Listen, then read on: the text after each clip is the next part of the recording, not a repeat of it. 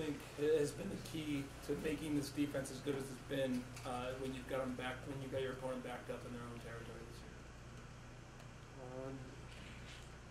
year? You know, we've kind of kept the pressure on as far as probably in the past has set back and played more zone when people were on their way out and played it more safe. And I think we've just been a lot more aggressive with their back to the wall a little bit more.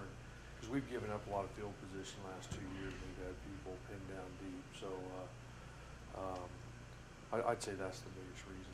On the reverse of that, though, when you look at some of the shorter yardage situations you've been in, has there been something that you've noticed as where this defense has struggled to lock in? A couple fade. I think we made a few plays on a couple fade patterns, and that's probably the biggest difference. People complete a few more balls on us down there in the red zone than what they did a year ago. How's the health of your regular players, including Wells? Oh, if Coach went over stuff or not, I don't know. Like I say, I'll know when we get to practice today, if he practiced or not. So, you know, we'll see. If he practices this week and plays well, he'll play. But I don't find out till Tuesday we go to practice who's going to go. I know he's going to work out with Ed and see how it goes. But besides that, I think about everybody else is good to go. Offensively, what particular challenges does Northwestern present? They move the receivers and just a bunch of formations and the tight end. They move them all over and it makes it hard to get matched up with them. And then at the same time, you know, the last 2 weeks they've gotten a lot better at running the ball. I think that's why they've been successful. They ran the ball a lot better here the last 2 weeks, and so they try to lull you into the fact that they're going to throw the ball all the time, but they do an awfully good job of running the football. So, you know, we'll have to try to make them one-dimensional, or they're very hard to stop. Tracy, last year, Simeon, Coulter got hurt and he stepped in. I think he was hurt a little bit going into that game too. Do you see a difference in the way he played that game to especially the last two? Like I say, the biggest difference is they just been able to run the ball so much better. You know, so I think he's the same. You know, they like I said, they do a nice job with their route combinations and things like that when you play the zone coverages and things like that. And he's been in the system long enough; he knows what he's looking for. And so, if they struggled early on because of not being able to run the football and keep people honest, in the last 2 weeks they have. If you had to, with your freshman defensive linemen, maybe to lump them all together real quick, if you had to compare where they were week 1 to where they were at Michigan and maybe even now, can you compare that? I mean, they're just so much better, and part of it's just getting used to the physical part of the game, because each week you play a little bit better team, and I think that even though we didn't play our best, we didn't play terrible at TCU, but the young kids really played pretty good at TCU up front, and I think that gave them a lot of confidence by the way they played against TCU. Given those changes that you've kind of made, has this defense almost exceeded your expectations in some regards, just because you've had to, adjust so much on the fly? I think up front, with the young kids, they played a lot better. But in the back end, I mean, I thought we would play well, and we have. We've gotten better at linebacker, and I think that has shown with how well they've played. And so, and I still think we have some room to improve. So we had a good week of practice last week, and basically is on fundamentals and that. And so looking forward to another challenge. Mentioned the linebackers. How much has Damian Wilson meant to this defense? I think you have 3 of them. We played a lot of nickel, so we played extra DB. But Jack Lynn and Devondre and Damian, all 3 of them, they're good players in space. They've tackled well on the run.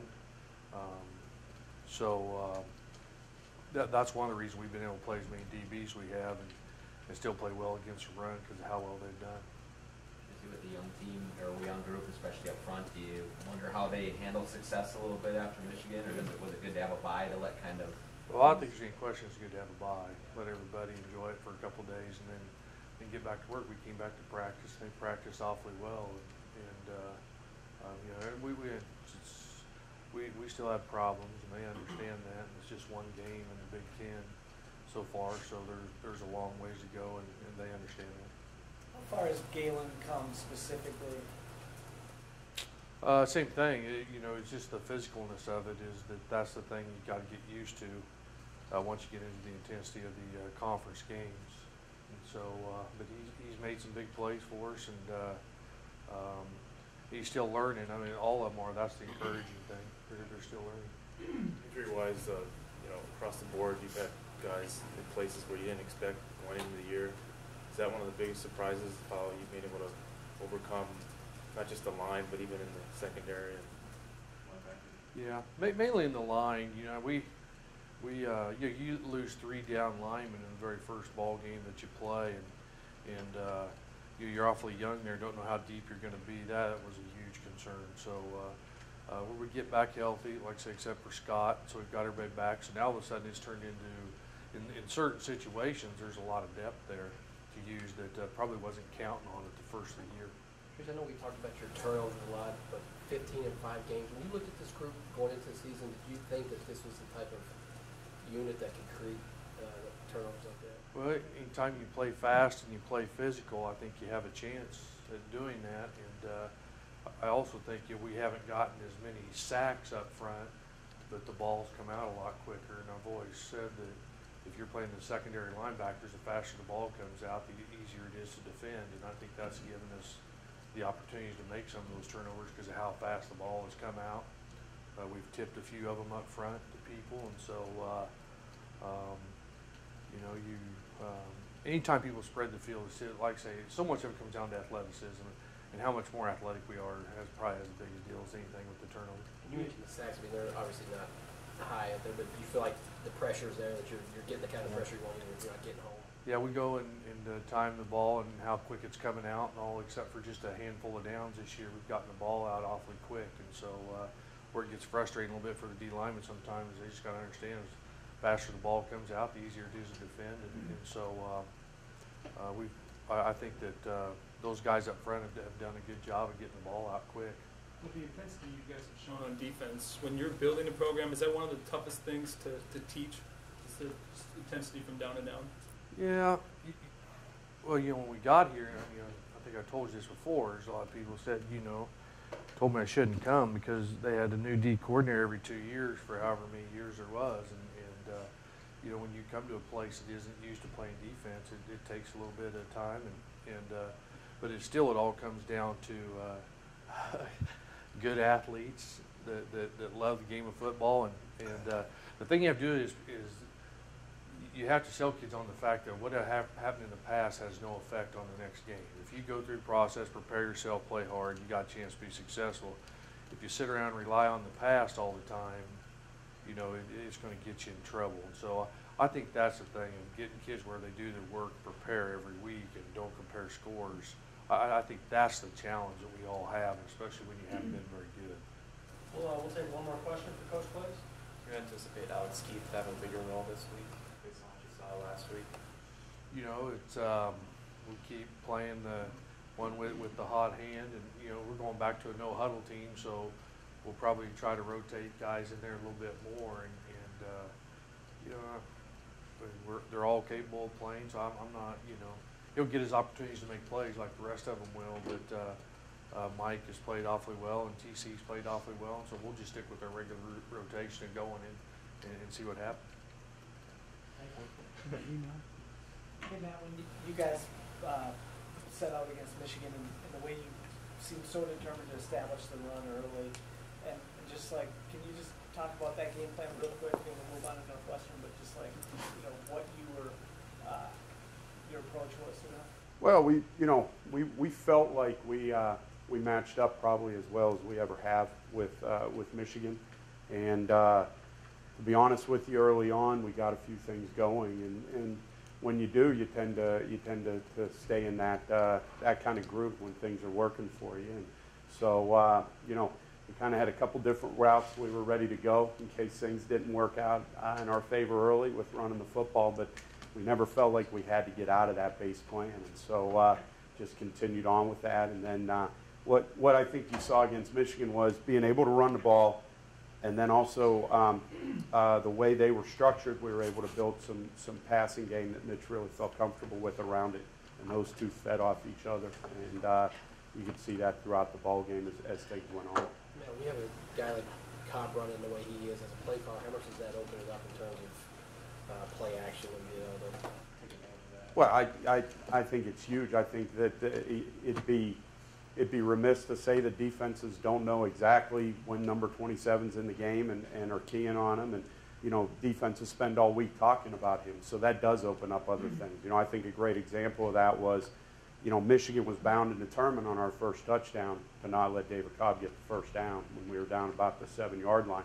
And we ran a naked bootleg because they just all crashed down there and there just wasn't anybody left. And that's what having that run game and having a guy like him does for the rest of your offense, without a doubt. You ran Matt. You ran the jet sweep quite a bit last year. What do you kind of need to see that a defense is giving you or inviting you to maybe run that in certain situations? Well, I think it's as with a lot of things. You know, I look back in NFL a couple years ago. The Wildcat was real popular. The Dolphins were doing it a bunch, and other teams, and eventually people catch up. They study, they do their homework, and the jet sweep package it's good. It's good at times, but you can't quote unquote make your living in that. You got to pick your spots. So we try and find a couple spots each game where we feel like are a couple formations that we can do it out of. But you know, the defenses have caught up with some of that stuff. They see those things happening and can react a little bit quicker. So if you look at the teams that have had success over the last couple of years, you know, watching Wisconsin play Northwestern, I don't know if they actually handed the ball on a jet action. They maybe did it once with Melvin Gordon as a fake, and it's getting harder to find those spots where they can't read and react. And like I said, it's just like the zone read in the NFL or Wildcat. People eventually catch up with you, so you got to kind of get ahead of the curve and find that next thing that'll keep them off balance. It seems like Mitch has been able to spread the ball out to tight ends, running backs, receivers. What does that do? How does that benefit the offense, the passing game when you block it down? Well, I think that, you know, I think it's harder if you have one particular person that the quarterback is trying to target every time. It's different when you're turning around and handing the ball off to a running back. There's a lot of factors to that. But, you know, teams can take away one particular player in the pass game, so you've got to have that versatility. You've got to have the ability to find a secondary guy or to use that primary guy as a decoy. And, you know, I know we targeted Max a few times against Michigan. There were several more that he was the initial target, but they were working to take it away. So Mitch did a nice job of finding that secondary receiver or understanding, okay, this isn't going to be there. Here's where I can go next. And the more he's able to do that, the more honest you're going to keep the defense. Did you expect him to develop maybe a more chemistry with one particular receiver at this point in the season, or is it because he had an injury and then, you know, obviously he didn't pass as much?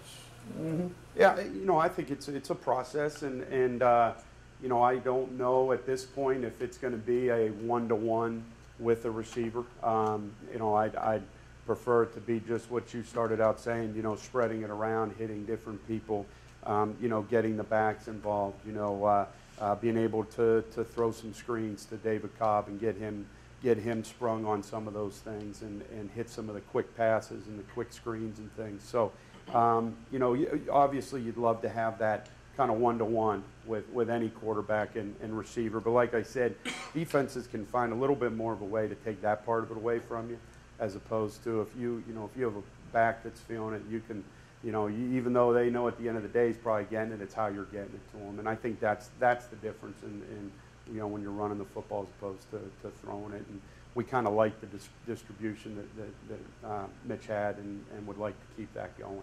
Matt, with Cobb, how many times would you say you see one of his runs, and you see it develop, and you're thinking, okay, that's going to be a 4-yard gain, and it ends up being 8 or 10 just because he doesn't go down or he's not give up contact? You know what?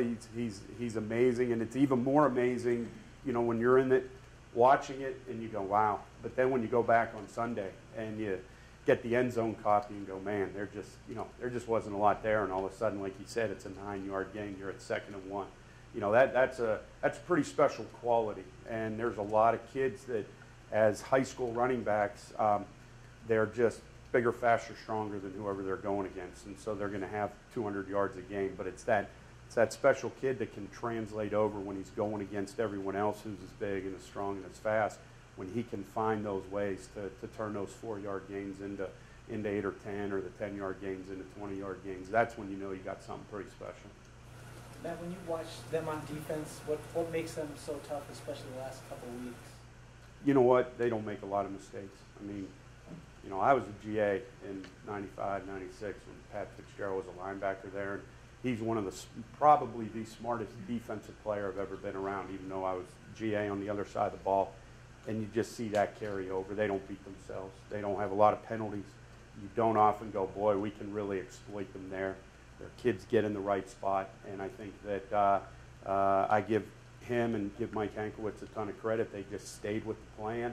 The kids are starting to get comfortable, and they're starting to feel it and cut it loose and play. And that's dangerous because, you know, when you get that and they're doing what they're supposed to, they can really, you know, really get after it. And that's where I think they're at right now.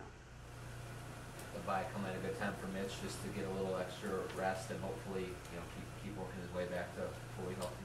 Yeah, I think it came at a good time for a lot of our guys, you know, and you know, we could see it on Sunday when we came back and kind of got back into it. There was some zip in the steps of the guys. They had benefited from that time off, not just him, but I think particularly the guys that were a little beat up.